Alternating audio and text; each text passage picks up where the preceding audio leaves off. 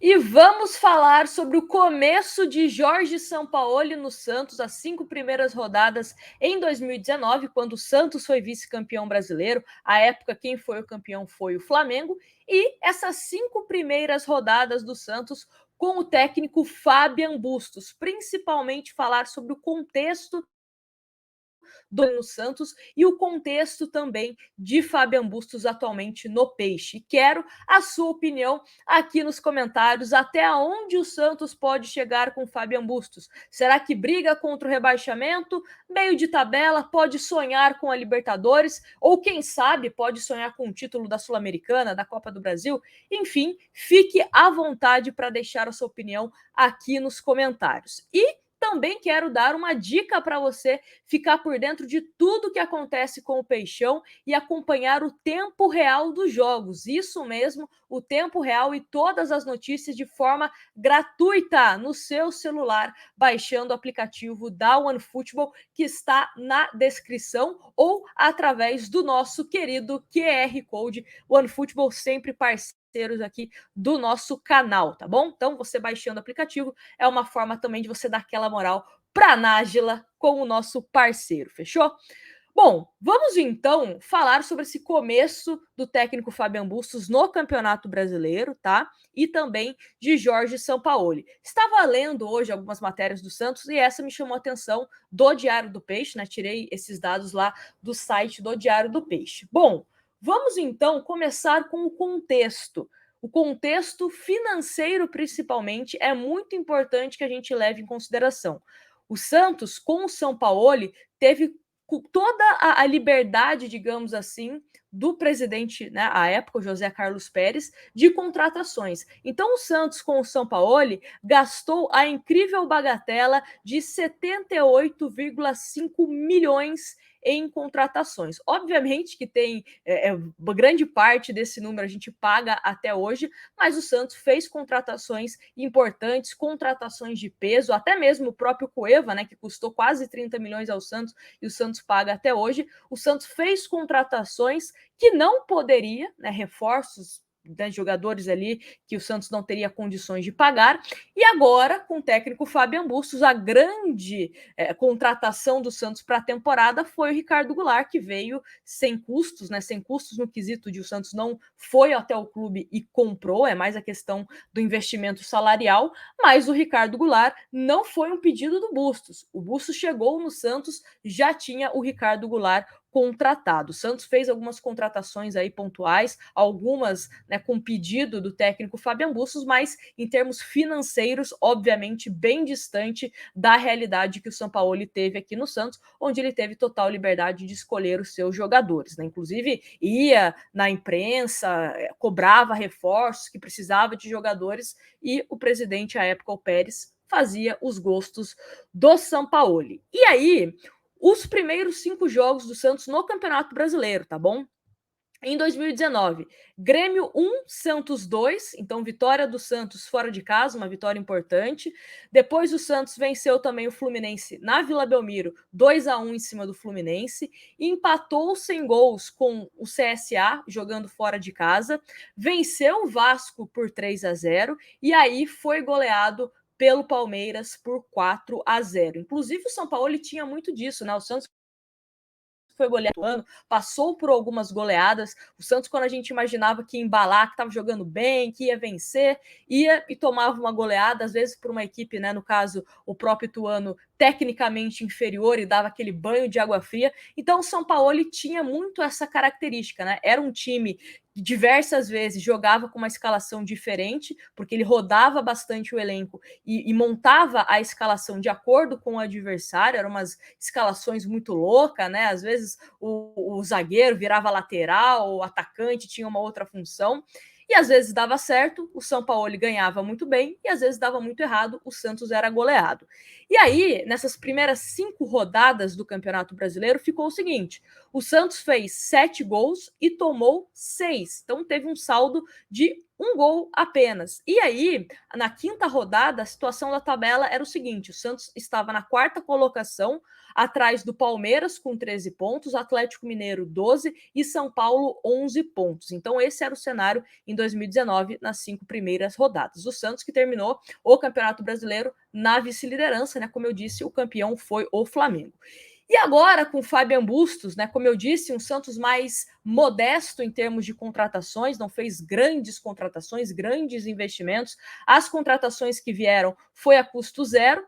Ou o Santos, olha, me empresta aqui o jogador e aí ao final do contrato eu vou avaliar se eu vou exercer a opção de compra ou não. Que é o caso de um jogador que está dando super certo no Santos, por exemplo, o próprio Rodrigo Fernandes. Ele vem com um valor fixado, né, o passe fixado. O Zanocelo, que chegou, né, na última temporada, a mesma coisa. Ele vem com um contrato de empréstimo, esse um pouco maior, só que com valor de compra fixado. É uma estratégia do Santos para conseguir um respiro financeiro e também, né, de uma certa forma, avaliar. Se o jogador foi bem, a gente pensa numa compra. Se foi mal, agradece, né, e vida que segue. E esses primeiros 5 jogos do Santos no Campeonato Brasileiro: empatou em 0-0 com o Fluminense, venceu o Curitiba por 2-1, 3-0 em cima do América Mineiro, perdeu para o São Paulo 2-1, né, lá no Morumbi, e venceu o Cuiabá por 4-1. Dá para a gente também falar a questão dos erros de arbitragem, né? No jogo contra o Fluminense, um pênalti em cima do Angulo que o Santos poderia,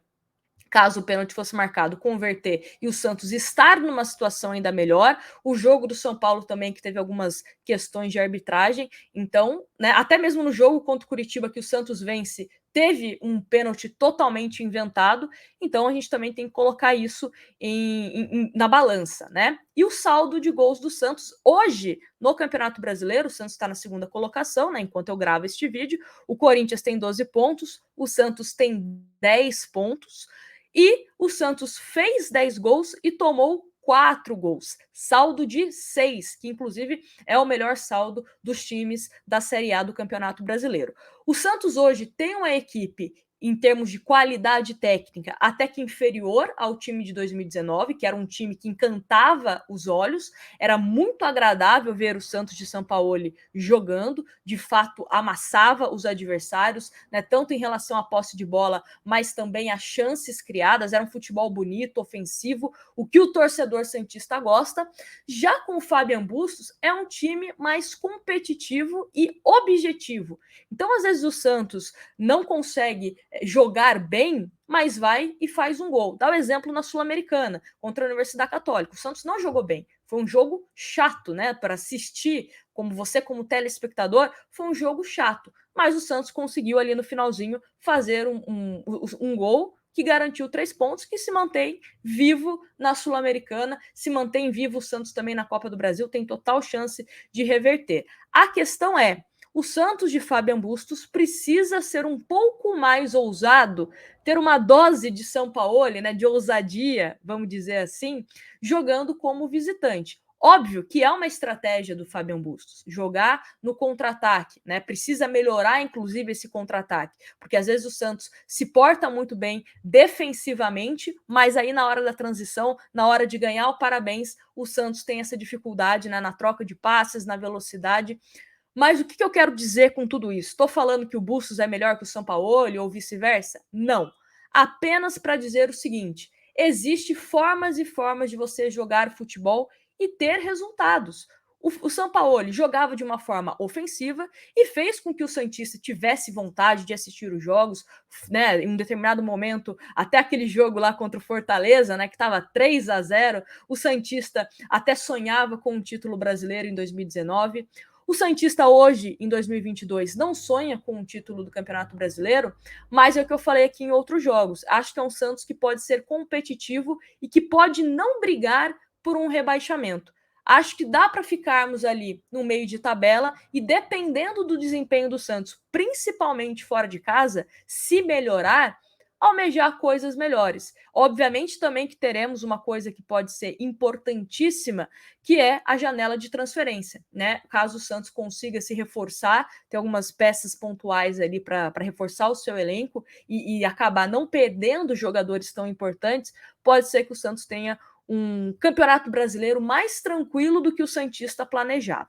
Vamos ver. O que eu quero dizer aqui mais uma vez é: não vamos ficar comparando Santos com Sampaoli, Santos de Fabian Bustos, porque são técnicos diferentes, né? Às vezes eu vejo alguns santistas falando: ah, Nájila, mas eu gostava mais do Santos do Sampaoli. Eu também. A meu gosto pessoal, gosto de time mais para cima, que vai, né, que acabe pressionando os adversários, mas às vezes o futebol é resultado. Várias vezes também o Sampaoli com o Santos jogou mais e o Santos não conseguiu o resultado. Até mesmo aquele fatídico jogo contra o Corinthians, onde só deu o Santos contra o Corinthians e no final das contas quem acabou se classificando foi o Corinthians, que não deu finalização, que teve menos posse de bola e não jogou tão bem assim, né? Então, futebol é resultado. E nesse ano de 2022 é um ano de sobrevivência. Então, vamos aí ajustar as nossas expectativas em relação ao Santos. Vamos ver até onde dá para o Santos chegar em Copa do Brasil,